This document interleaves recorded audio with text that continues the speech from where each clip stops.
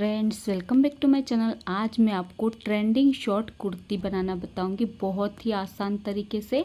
तो देखिए, उसके लिए मैंने ये 2 मीटर क्रेप का फैब्रिक लिया हुआ है। आप इसे अपनी पसंद से किसी भी फैब्रिक में से बना सकते हैं। तो सबसे पहले हम टॉप पार्ट की कटिंग करेंगे। तो फैब्रिक को मैंने 4 फोल्ड करके बिछाया हुआ है। जो मेरी साइड है वो इसकी बंद वाली साइड है और जो ऊपर की साइड है वो इसकी खुली हुई साइड है।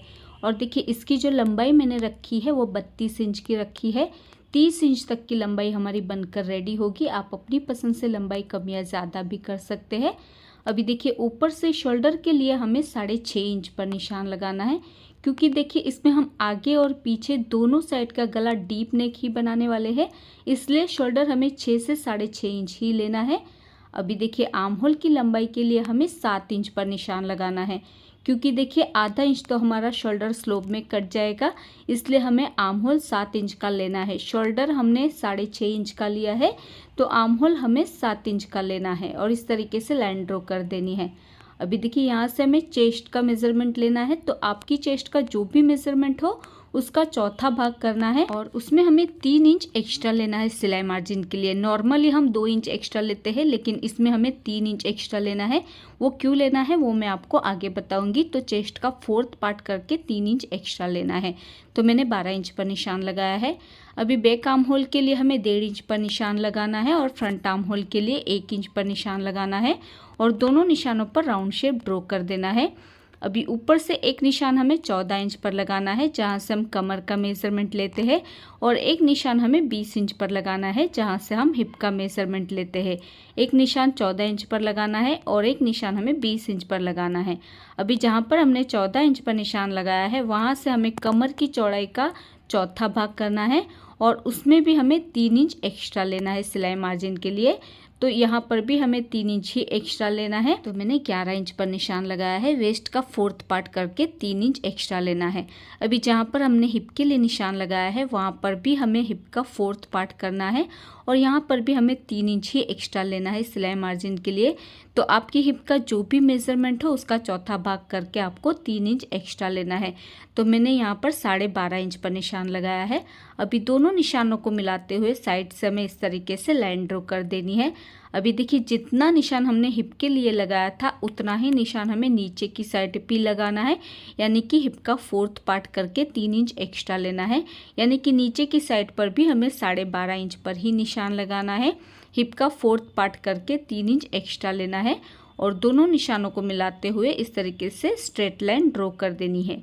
ये देखिए इस तरीके से। अभी देखिए, गले की चौड़ाई के लिए हमें 2.5 इंच पर निशान लगाना है, क्योंकि देखिए आगे और पीछे का गला हम डीप नेक बनाने वाले हैं। तो गले की चौड़ाई हमें 2.25 इंच या फिर 2.5 इंच ही लेनी है, इससे ज़्यादा नहीं लेनी है, नहीं तो आपके कंधे गिरने लगेंगे।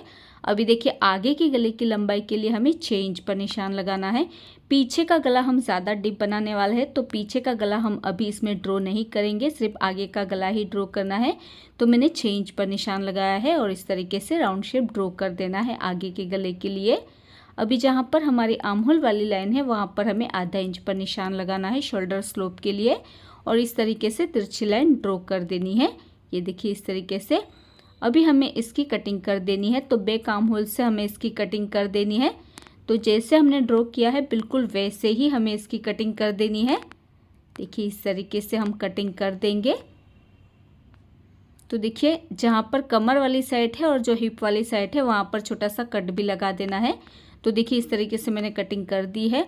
अभी कटिंग करने के बाद हमें इसमें से एक पार्ट को निकाल लेना है और एक पार्ट को निकालने के बाद हम इसे वापस से डबल फोल्ड कर लेंगे और डबल फोल्ड करने के बाद हमें फ्रंट आर्म होल की कटिंग कर देनी है।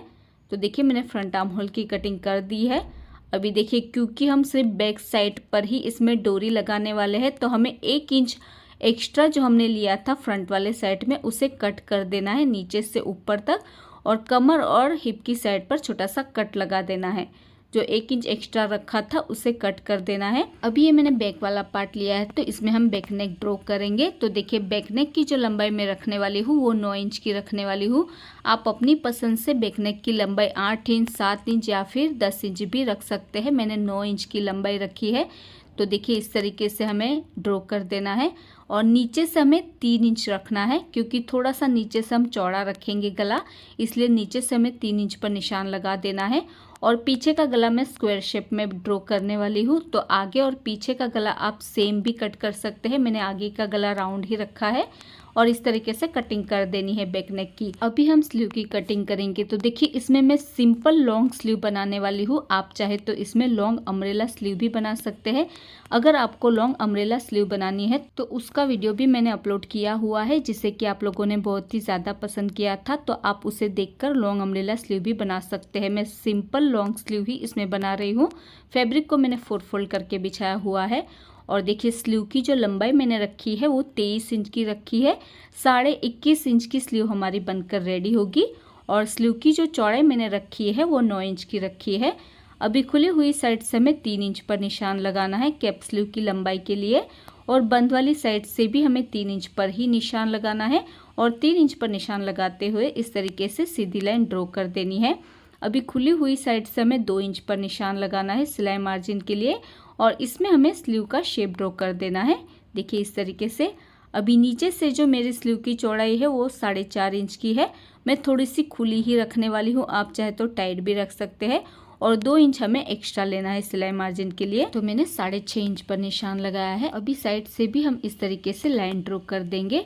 अभी हमें स्लीव की भी कटिंग कर देनी है। तो जैसे हमने ड्रॉ किया है बिल्कुल वैसे ही हमें स्लीव की भी कटिंग कर देनी है।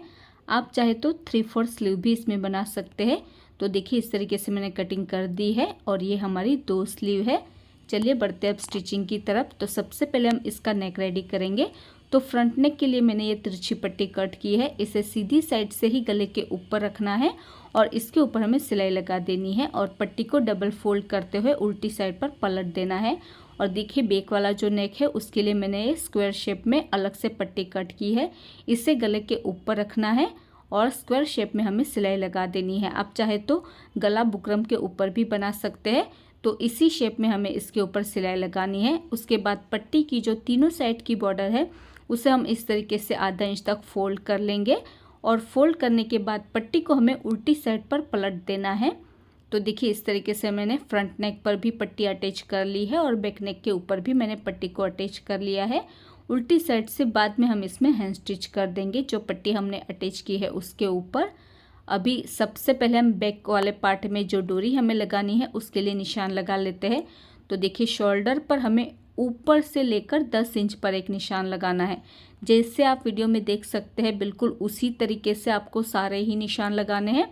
तो दूसरी साइड के शोल्डर के ऊपर भी आपको ऊपर से 10 इंच पर निशान लगाना है। देखिए इस तरीके से दोनों साइड पर हमें 10 इंच पर निशान लगाना है।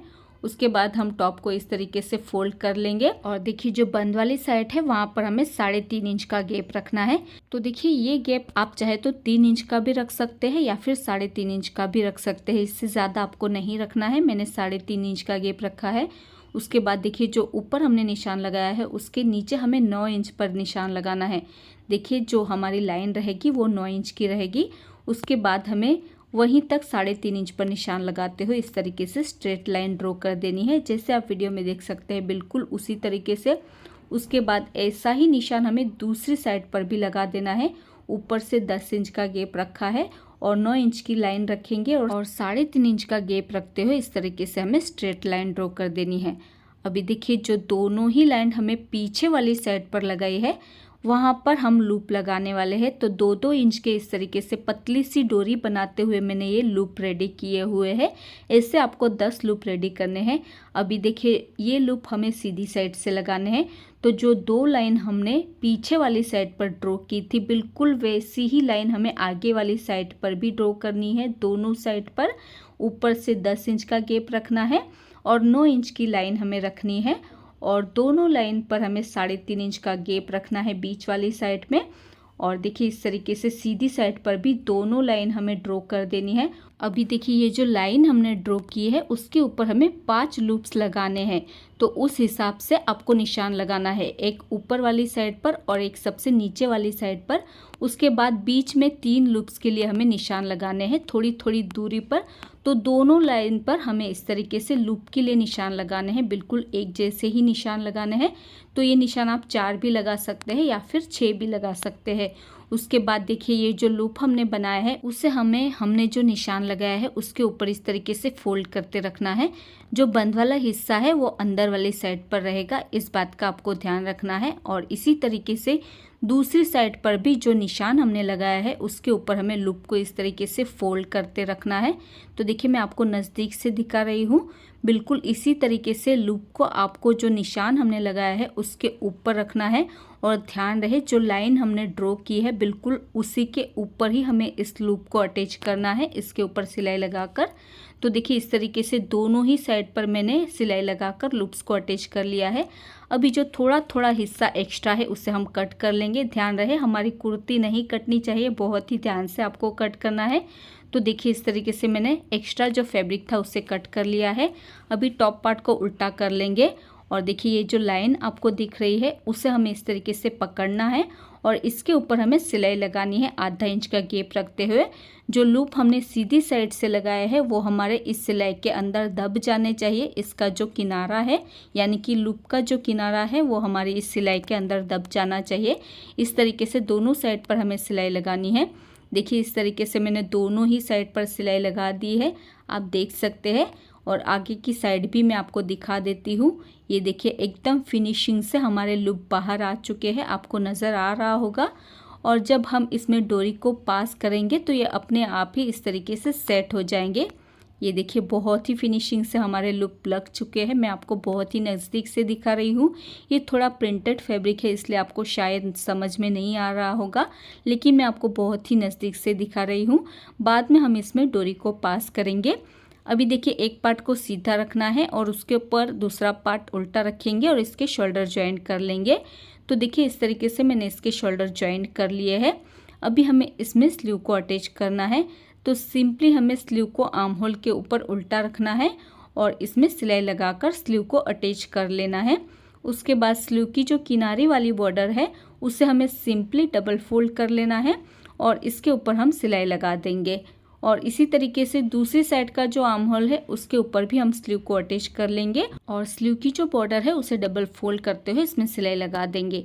तो देखिए मैंने स्लीव को अटैच कर लिया है और स्लीव की जो बॉर्डर है उसे भी डबल फोल्ड करते हुए मैंने इसमें सिलाई लगा दी है।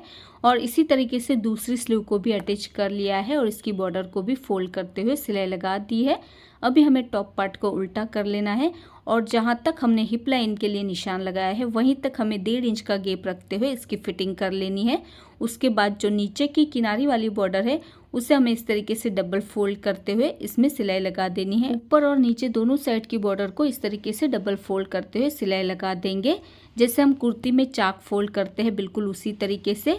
और इसी तरीके से दूसरी साइड पर भी जहाँ तक हमने हिप लाइन के लिए निशान लगाया है वहाँ तक इसकी फिटिंग कर लेंगे 1.5 इंच का गैप रखते हुए और इसके चाक को डबल फोल्ड करते हुए इसमें सिलाई लगा देंगे। ऊपर और नीचे दोनों साइड के चाक को डबल फोल्ड करते हुए हमें इसमें सिलाई लगा देनी है। उसके बाद जो नीचे की बॉर्डर है उसे भी हमें सिंपली डबल फोल्ड कर लेना है और इस तरीके से सिलाई लगा देनी है। और नीचे की जो बॉर्डर है उसे भी डबल फोल्ड करते हुए हम इसमें सिलाई लगा देंगे। तो ये देखिए इस तरीके से मैंने हिप लाइन तक इसकी फिटिंग कर ली है और नीचे के चाक को भी मैंने डबल फोल्ड करते हुए इसमें सिलाई लगा दी है और दूसरी साइड पर भी मैंने इसकी फिटिंग कर ली है और चाक को भी फोल्ड कर लिया है और किनारी वाली साइड को भी फोल्ड कर लिया है। अभी देखिए पीछे वाली साइड पर जो हमने लूप अटैच किए हैं उसमें से हमें डोरी को पास कर लेना है। तो देखिए बहुत ही लंबी सी आपको एक डोरी रेडी करनी होगी, एक पतली सी डोरी आपको बनानी है जिससे कि इसका लुक बहुत ही सुंदर आए। अभी सेफ्टी पिन की मदद से जो ऊपर वाले लूप है उसमें से पहले हम डोरी को पास कर लेंगे, देखिए इस तरीके से। उसके बाद जैसे हम जिगजैग पैटर्न बनाते हैं बिल्कुल उसी शेप में हमें इस डोरी को पास कर लेना है। दोनों साइड पर जो लूप हमने लगाया है उसमें से जिगजैग पैटर्न में आपको डोरी को पास कर लेना है। और डोरी की जो किनारी वाली छोर है वहाँ पर आप अपनी पसंद से कोई भी लटकन या टेजल्स लगा सकते हैं। मैंने सिंपल फैब्रिक टेजल्स ही लगाए हुए हैं। अभी इस डोरी की मदद से आप टॉप को फिट या फिर लूज भी रख सकते हैं। और फ्रेंड, आजकल इस टाइप के टॉप बहुत ही ज़्यादा ट्रेंड में चल रहे हैं। सो फ्रेंड्स, आपको ये ट्यूटोरियल पसंद आया होगा। अगर आपको ये वीडियो पसंद आया है तो इसे लाइक और शेयर ज़रूर कर देना। और अगर अभी तक आपने हमारे चैनल को सब्सक्राइब नहीं किया है तो प्लीज़ इसे सब्सक्राइब कर लीजिए। और आपको ये वीडियो कैसा लगा है मुझे कमेंट करके ज़रूर बताइएगा। मेरा ये वीडियो देखने के लिए thank you so much friends.